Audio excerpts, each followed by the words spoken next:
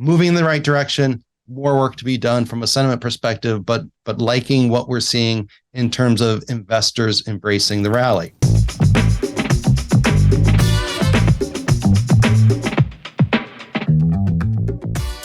Happy Thursday afternoon, everybody. Willie Delwich here with Townhall Takeaways, where we get together once a week, Thursday afternoons, to kind of look through all the charts, all the data, all the perspectives, all the trends, and kind of boil it down to a couple key takeaways to be thinking about for this week and then to carry forward into next week. And so lots of things we could choose from. We could talk about macro stuff. We could talk about we could talk about rates.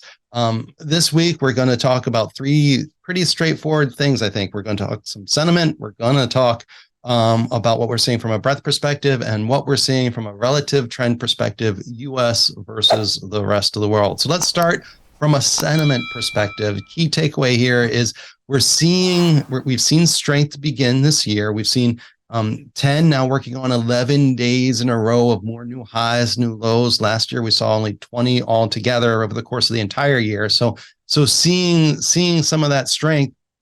And the question we've had is, would investors embrace that strength? Something they didn't really do towards the latter part of last year, where we saw all this persistent pessimism.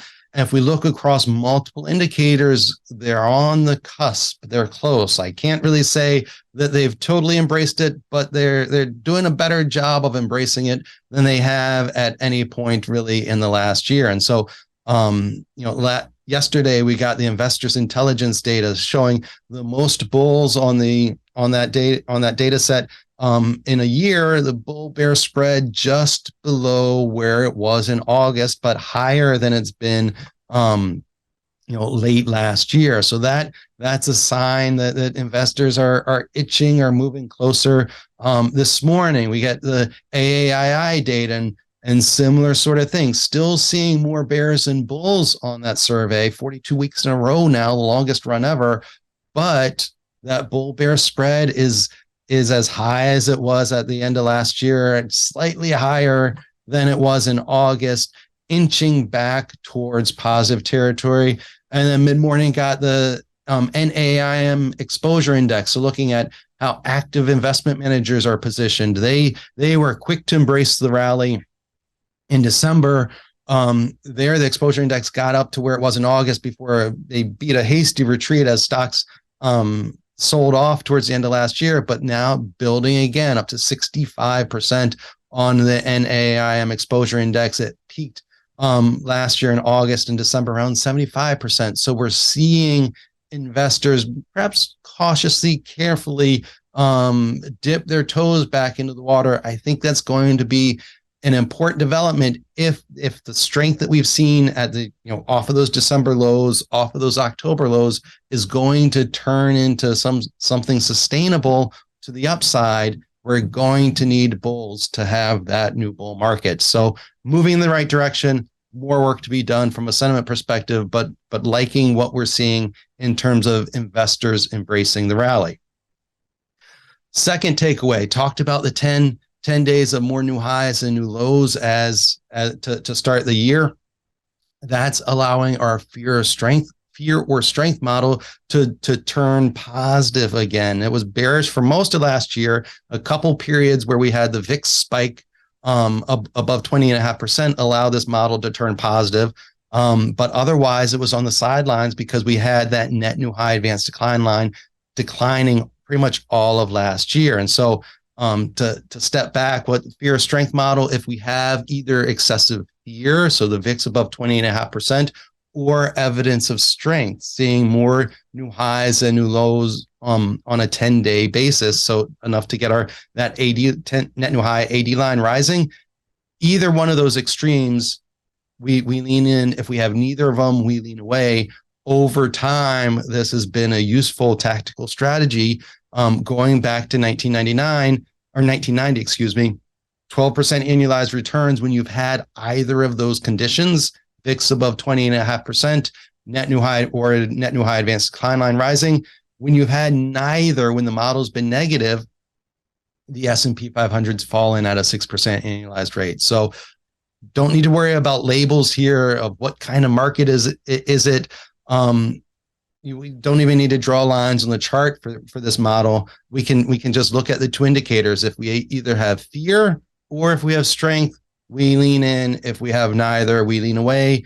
This week, given the start we've seen this year, we're back to leaning in from a tactical perspective. So that's an improvement over what we saw last year, and it gets away from having to put labels on things.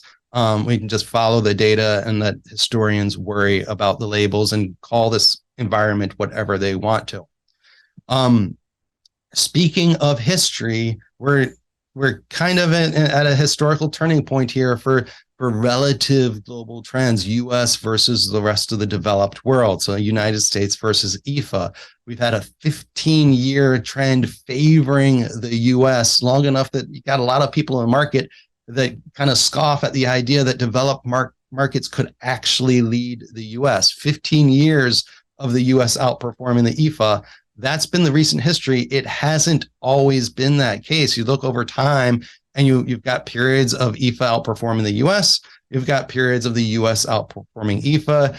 It ebbs and flows. That is the nature. The last 15 years has been the exception. That's the longest sustained trend of U.S. leadership, or really leadership in either direction in the past 50 years. So what we're seeing now this year, started last year, building now this year, of developed markets taking the lead, not just on a relative basis, but seeing longer term trends in the UK, in Europe ex-UK, in Asia and Pacific ex-Japan, seeing those long-term trends move higher on an absolute basis gives some legs to this turn and suggests that we could indeed be in the early stages of another one of these periodic episodes where EAFE outperforms the US.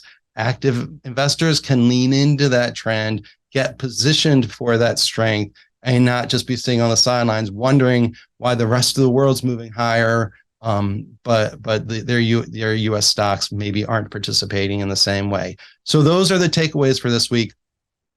Seeing some optimism, but need a healthy dose of it at this point. Seeing strength in terms of new highs versus new lows. That's enough to turn our fear of strength model positive, and seeing this long overdue shift in my regard. Long overdue shift in trend favoring the rest of the world over the U.S. It looks like it's the early stages of something that could run for a while. So those are the takeaways. Glad you listened. Hope you enjoyed it. We'll do this again. Do it every Thursday afternoon. Tune in for Townhall Takeaways. Have a good week. Talk to you again next week, everyone.